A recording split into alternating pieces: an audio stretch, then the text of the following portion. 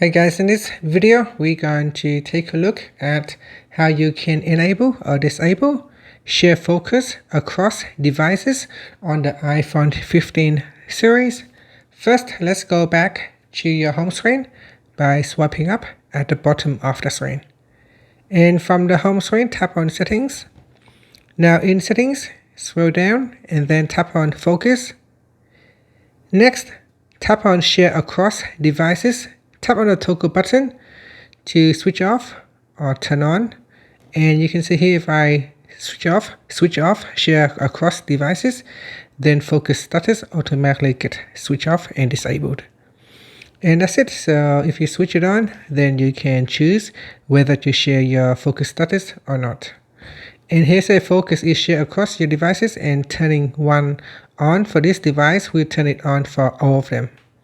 And that's it. Finally, you can swipe up to go back to the home screen. Thank you for watching this video. Please like and subscribe to my channel for more videos.